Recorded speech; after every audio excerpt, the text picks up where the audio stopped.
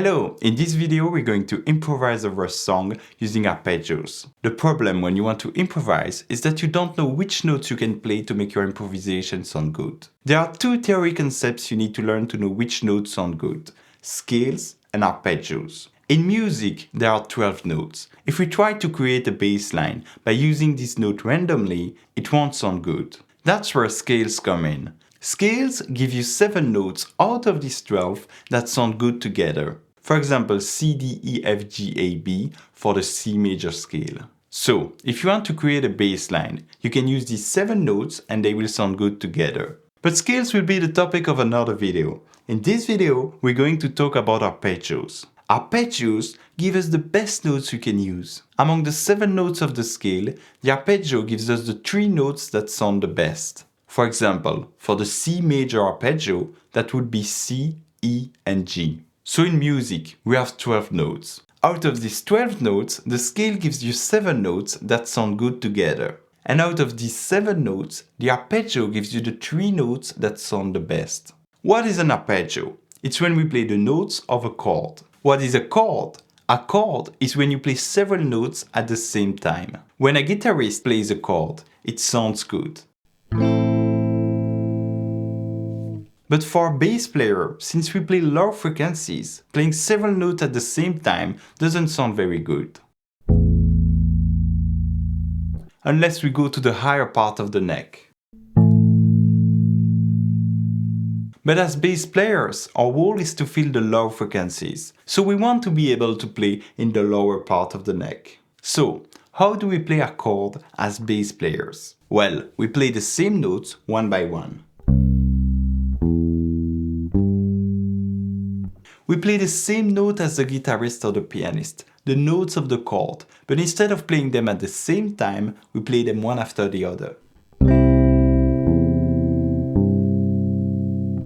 Playing the notes of the chord one after the other instead of at the same time is called playing an arpeggio. That's why I talk about arpeggios when I talk about playing chords. There is another term used to say that we are playing the notes of the chord, and that's chord tones. So when I say playing the notes of the chord, playing arpeggios, or playing chord tones, it all means the same thing. We are playing the chords. When chords are placed one after the other, they form a chord progression. Almost every song has one. For example, we're going to practice on this song. We first have a C major chord, then an E minor chord. Remember, when there is a small m, it means the chord is minor. Then an A minor chord, and finally an F major chord. And these chords repeat in a loop. A chord progression allows all the musicians to play together. Here we're all going to start by playing the notes of the C chord, so the pianist will play a C chord, the guitarist will play a C chord, and on bass, we'll also play the notes of a C chord. Then we'll all move to the E minor chord, where we'll all play the notes of the E minor chord. Then we'll move to the A minor chord, and then to the F chord. And because we're all playing the same notes, we're all playing together, it sounds good. Okay, but what are the notes of the chord? The first note of the chord is the root. The root is the most important note. It's so important that it gives its name to the chord. On a C chord, the root is C. On an E chord, it's E. On an A chord, it's A. And on an F chord, it's F. Its role is to indicate which chord we are on. As bass players, the choice of the note we play is very important because we play low frequencies, and low frequencies dominate the other instruments. If a guitarist plays the wrong note, we'll hear it less than if a bass player does, because the guitarist plays higher notes. That's why people often say that on bass, if you play a wrong note, we will hear it. As bass players, the note we play can completely change the mood of the chord. When we play a C, the root, on a C chord, we clearly indicate to everyone that we are on a C chord. But if we play an E flat instead, we completely change the mood of the chord. We go from a sound that was rather happy to something that sounds sad. So, since the bass note dominates the other instruments, our goal is to highlight the chord progression by playing the roots. That's why there are many bass lines where we only play the root.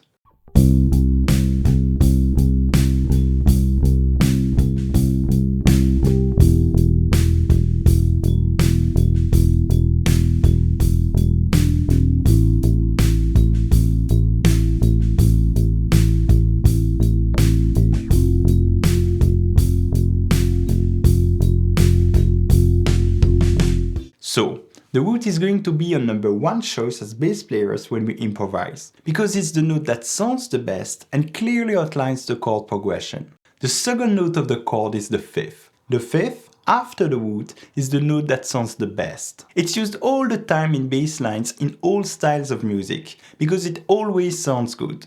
The fifth is located 2 frets up and 1 string up from the root. So, on a C chord, I start from C, I go 2 frets up, 1 string up, and I find the fifth, G.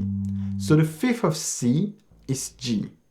On an E chord, I start from E, I go 2 frets up, 1 string up, and I find the fifth, B. On an A chord, I go 2 frets up, 1 string up, and the fifth of A is E. And on an F chord, I go 2 frets up, 1 string up, and the fifth of F is C. So we can see that the fifth depends on the chord we're on. On a C chord, the root is C, and the fifth is G. But on an F chord, F becomes the root, and C becomes the fifth of F. So depending on the chord we're on, the whole of the note changes. If we're on a C chord, C is the root, but when we're on an F chord, C becomes the fifth. The root and the fifth will be different notes depending on the chord. There is a second very useful position for the fifth. You can also find the lower fifth just below the root. You can see that it's the same note as the fifth located 2 frets up and 1 string up. Here it's a G, and just below the root, it's also a G. So you can remember 2 positions for the fifth. Higher, 2 frets up, 1 string up, and lower, 1 string down. You can improvise by adding fifths along with roots.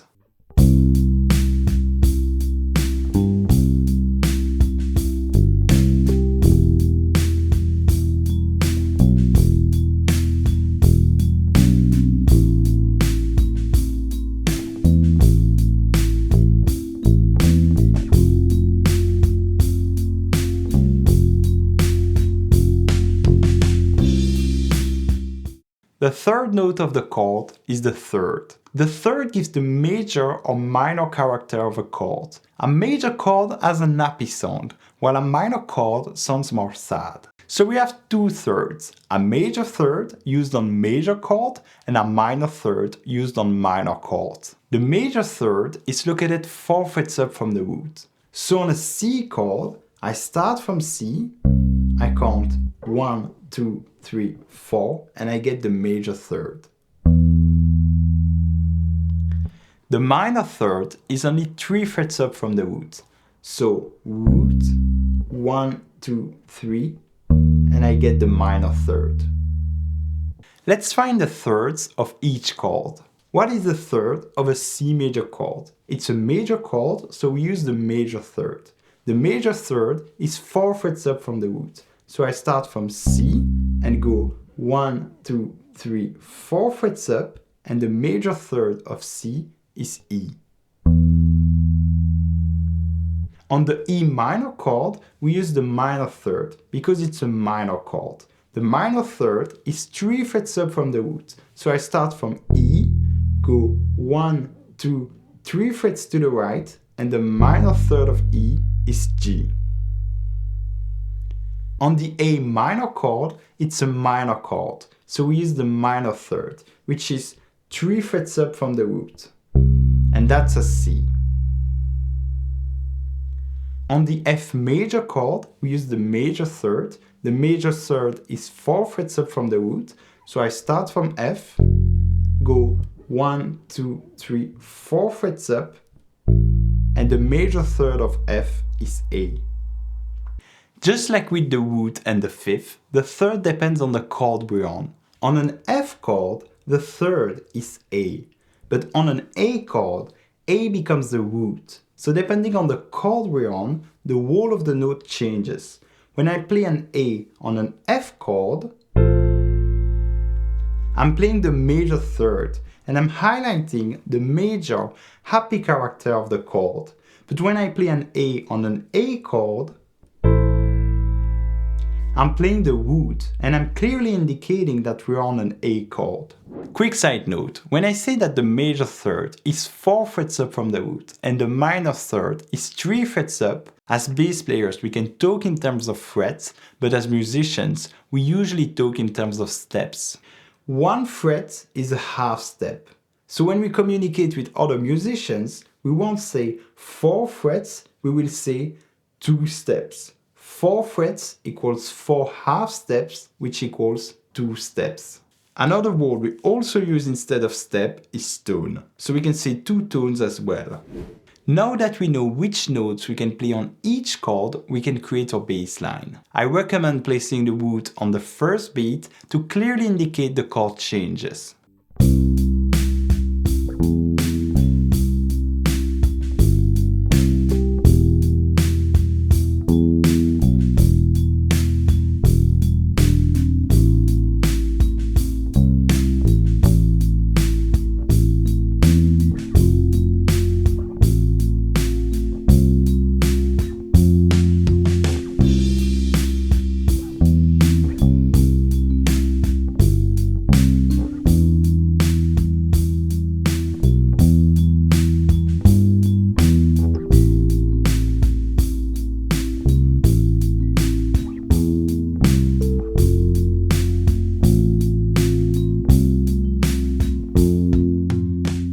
Great, but this way of playing arpeggios is a bit complicated. Finding the notes that make up the chord and locating them on the neck while improvising is not ideal. Instead, we're going to think about arpeggios as shapes. We'll have a major arpeggio shape for major chords and a minor arpeggio shape for minor chords. To find the major shape, we start from the root. The fifth is 2 frets up, 1 string up, and the major third is 4 frets up from the root. But it's difficult to play this big stretch between the root and the third. So I'm going to find the third 1 string up. If I go 1 string up and move 1, 2, 3, 4, 5 frets down, I find the same notes. Here I had an E, and here I also have an E.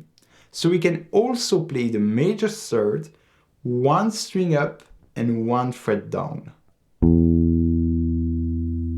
And that gives me this shape, which is the major arpeggio shape. I play it with my middle finger on the root, my index finger on the third, and my pinky on the fifth. Try to use the same fingering as me to build good habits. Middle finger on the root, index on the third, and pinky on the fifth. To find the minor shape, I start from the root. This time the third is 3 frets up because it's a minor third. And the fifth is 2 frets up, 1 string up. And that gives me the minor arpeggio shape. To play it, use your index finger on the root, your pinky on the third, and your ring finger on the fifth. I really insist, try to use the same fingers as me. Index, pinky, ring. So we can remember these 2 shapes, the major shape for major chords and the minor shape for minor chords. We just need to visualize the shape starting from the root. On the C major chord, I visualize the major shape starting from C. On the E minor chord, I visualize the minor shape starting from E. On the A minor chord, I visualize the minor shape starting from A. and on the F major chord, I visualize the major shape starting from F.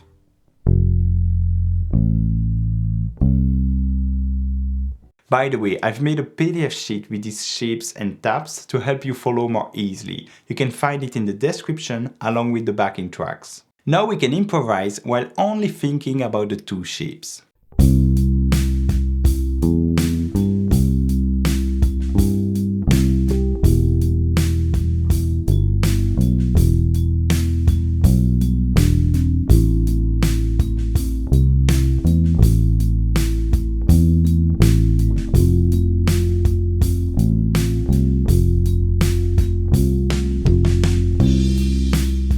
And these shapes can be easily transposed to any chord progression.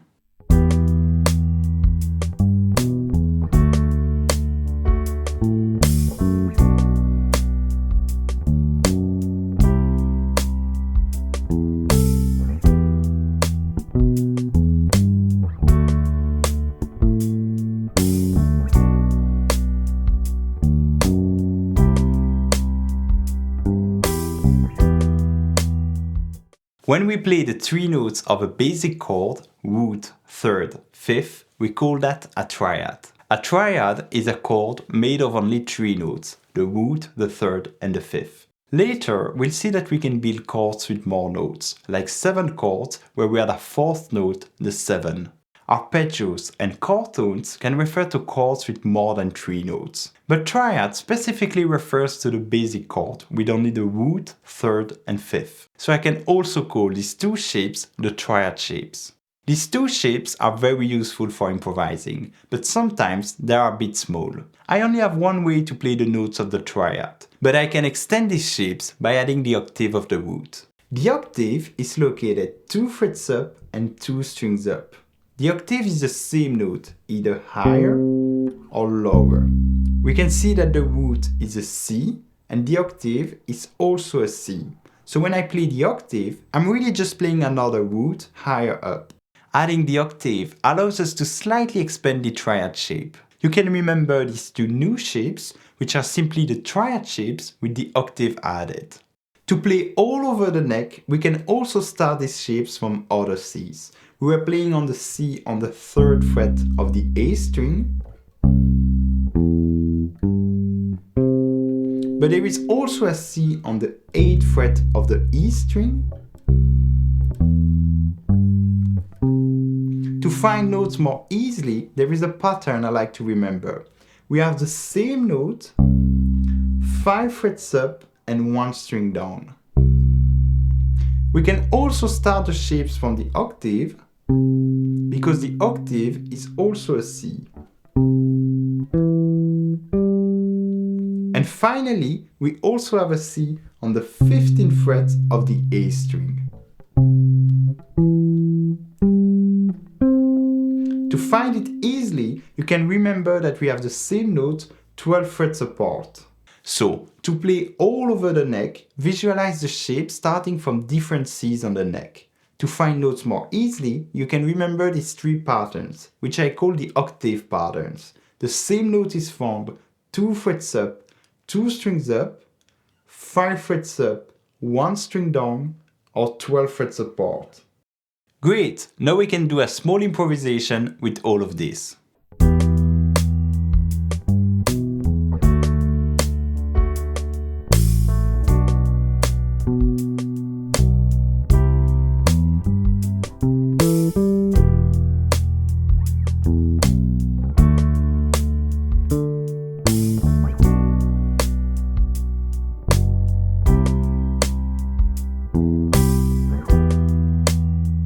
To practice, find a chord progression and play the shapes on it. Now, let's look at how Paul McCartney uses the triad in the bass line Come Together by the Beatles.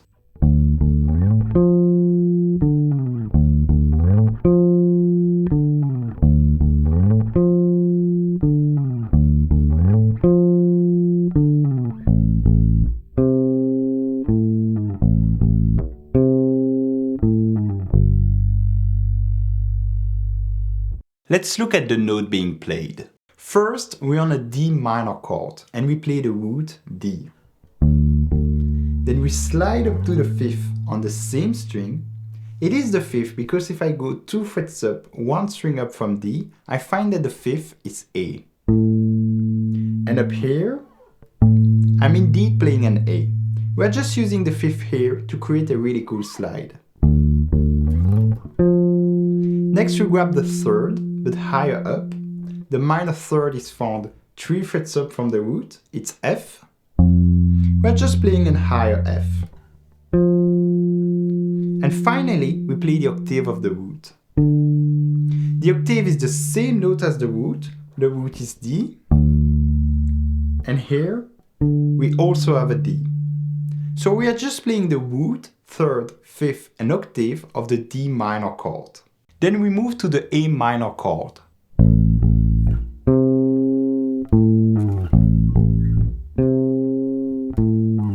This time the root is A. Then we play the minor 3rd. The minor 3rd is 3 frets up from the root. It's C. And if I go to its octave, 2 frets up, 2 strings up, I find C again. And then we play the octave of A.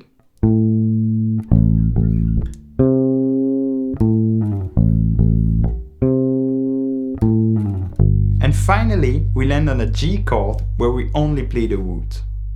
So, in this bass line, we're only playing the notes of the arpeggio, root, 3rd, 5th and octave, the octave being the same note as the root.